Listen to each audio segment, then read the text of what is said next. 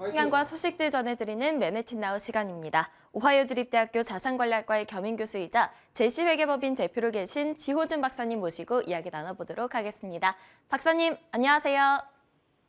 안녕하십니까? 네, 안녕하세요.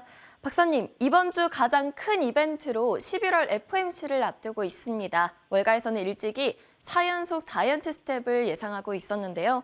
이번 회의에서 중요하게 봐야 될 건 12월 이후 금리 인상 속도가 조절될 것이냐라는 겁니다. 연준의 비둘기 전환 기대감과 관련해서 미국 현지 시각은 어떤가요? 네, 11월을 시작하는 이번 주와 그 다음 주에는 매우 중요한 일정들이 예정되어 있습니다. 우선 11월 2일경에 있을 FOMC 미팅, 또 곧이어 발표될 10월 고용 보고서, 그리고 다음 주 초에는 그동안 정말 치열한 공방이 계속되고 있었던 미국의 중간선거, 미텀까지 앞으로 일주일 동안 가장 시장에 있던 흐름과 모멘텀을 바꿀 수 있는 이런 굵직굵직한 일정들이 계획되어 있습니다. 특히 11월 2일에 있을 이번 주에 계획되어 있는 FOMC의 회의에서는 물가 상승을 잡기 위한 금리 인상이 단행될 것은 확실한 상황 같고요. 만약에 시장과 전문가들이 예상했던 대로 네 번 연속으로 자이언트 스텝인 75bp로 인상을 한다면 기존의 기준 금리가 3.25%에서 4%로 높아지게 되는 거고요. 근데 이런 상황에서 지난주 미국 상무부에서 발표했었던 9월 개인 소비 지수 지수죠. PCE 인덱스에 따르면 작년 9월에 비교해서 6% 이상, 6.2%가량 이제 올랐는 것을 제가 발표되었습니다. 그 전달인 8월에도 PCE 지수의 상승률이 6.2%였던 것을 감안한다고 하면은 9월에도 여전히 물가 상승세가 꺾이지 않다고 저희가 볼 수가 있을 것 같고요. 이처럼 데이터라든가 또는 인덱스만 봤을 때는 물가 상승을 잡기 위한 보다 강력한 통화 정책이 필요하다는 FRB의 연준의 정책 기조가 더욱더 이제 큰 힘을 얻고 있는 것 같습니다. 하지만 미국 현지에서는 금리 인상으로 인해서 금융시장 또 부동산 시장이 눈에 띄게 이렇게 경직되고 있고, 또 크고 작은 부작용들이 나오고 있다 보니까 금리 인상의 속도를 이제 조절해야 된다라는 목소리들 또한 이렇게 점점 커지고 있는 상황을 저희가 볼 수 있습니다.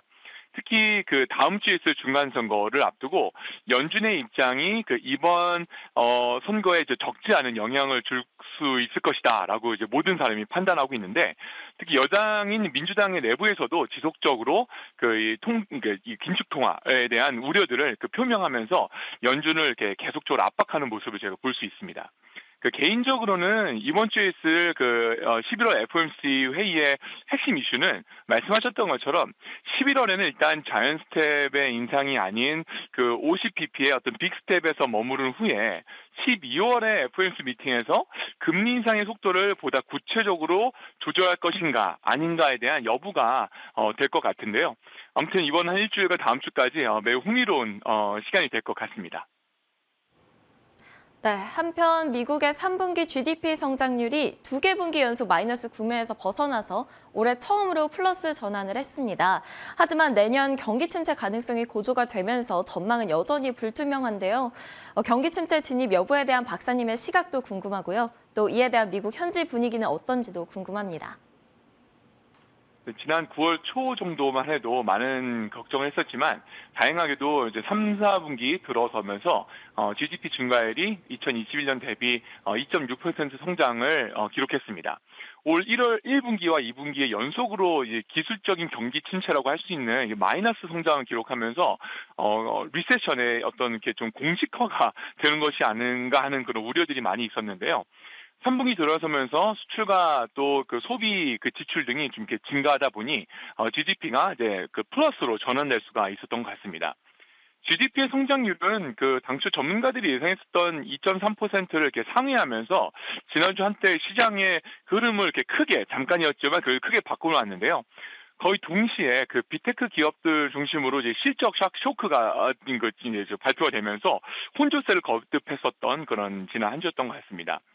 그 GDP 수치만 봤을 때는 분명히 긍정적이라고 평가할 수 있겠지만, 하지만 이미 높아졌고 또 앞으로 더 높아질 예정인 그 이자율로 인해서 빅테크 컴퍼니를 포함한 여러 기업들이 실적에 있어서 좀 이렇게 부정적으로 영향을 받을 것이고, 또 결국에는 경기 침체와 또 고용 경직으로 이렇게 경기 전반에 걸쳐서 이렇게 부정적인 영향을 줄 수 있다는 것이 현지 전문가들의 또 우려와 또 그런 그 전망을 저희가 어렵지 않게 볼 수가 있습니다. 특히 그 빅테크 기업들의 경우에는 매출의 상당 부분이 해외 매출에 이렇게 차지하고 있고, 또 그렇다 보니까 이제 강달러라든가 또 인플레이션이 인해서 3, 4분기에는 추가적인 이런 그 실적 감소가 많이 예상되고 있습니다. 실제로 애플과 아마존에서는 그 비용 절감을 위해서 채용 속도를 그러니까 늦추거나 또 이렇게 감축하겠다라는 발표를 종종 이렇게 하고 있는 것을 저희가 볼 수가 있고요. 그 전에도 몇 차례 말씀드렸던 것처럼 그 페드가 연준에서 그 연방 정부에서 가장 그 염두를 주고 있는 것은 아무래도 그 노동 분야와 신규 채용 분야임을 저희가 감안했을 때, 이자율에 대한 어떤 상승이 실적 감소와 더불어서 그 인력 감원으로 이어진다고 하면은 금리 인상 속도의 조절은 뭐 불가피하지 않나라고 생각을 합니다. 다시 한번 이번 주에 발표된 그 10월 고용 지표에 대한 관심이 어느 때보다 더 높아지는 그런 시기 같습니다.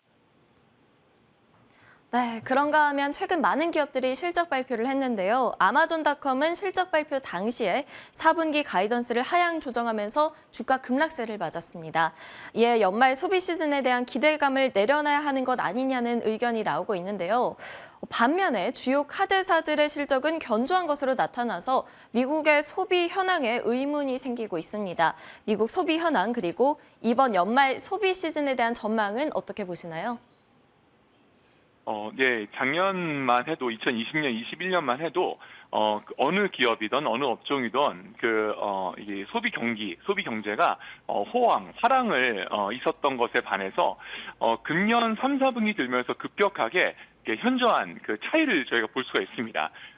그 좋은 기업들 또 좋은 퀄리티를 가진 리테일의 경우에는 그 매출이 늘어난 반면에, 반대로 그렇지 않은 기업들은 이제 도태되고 매출이 오히려 줄어드는 경우를 저희 많이 볼 수가 있고요. 전반적으로 그 경제적인 불안감과 또 정치적인 변수 등과 함께 시작하는 이번 11월 그 연말 소비 시즌에 대한 전망은 그리 밝지 못한 것 같습니다.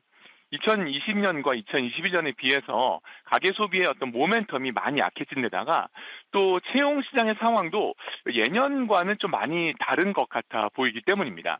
특히 앞서 말씀드렸던 것처럼 그 개인 소비 지출 지수, 그 PCE 지수가 6%의 상승을 이렇게 보여준 것을 봤을 때, 미국의 인플레이션은 좀처럼 이렇게 좋아지지 않다고 생각을 할 수가 있는 것 같고요. 이렇게 물가 상승과 인건비가 오름세가 계속되고 있다는 지표들과 또 통계 자료들은 결국에는 연준의 공격적인 금리 인상에 더 큰 힘을 실어줄 수 있다는 그런 상황이 되고 있는 것 같습니다. 이렇게 그 인플레이션과 또 금리 인상으로 인해서 미국 가계 소비 심리가 조금씩 이렇게 악화되고 있다는 점, 그리고 연말 비수기까지 겹치면서 여러 가지로 부동산 경기를 고려했을 때도 이제 비수기죠. 지금 현재 부동산 시장은 이번 연말 소비 시즌의 날씨는 좀 흐리지 않나라고 표현할 수 있을 것 같습니다. 코로나 이후에 그 미국 소비자들의 어떤 보복 소비 등으로 큰 수혜를 입었었던 온라인과 오프라인의 리테일 업체들이 올 초부터 시작되었던 유통 문제라든가 또는 물가 상승 때문에 이 마진 폭이 많이 이렇게 줄어든 상황인데요. 이런 불투명한 상황 속에서 맞이하는 2020년도 이게 소비 시즌은 현재로서는 어떤 기대감, 설렘보다는 조금 불안감이 앞서는 것 같지 않나 개인적으로 평가를 해보게 됩니다. 네, 오늘도 미국 경제의 생생한 소식들 전해 들어봤습니다. 지금까지 오하이오 주립대학교 자산관리학과의 겸임교수이자 제시회계법인 대표로 계신 지호준 박사님 모시고 이야기 나눠봤습니다. 박사님, 오늘도 감사합니다. 감사합니다.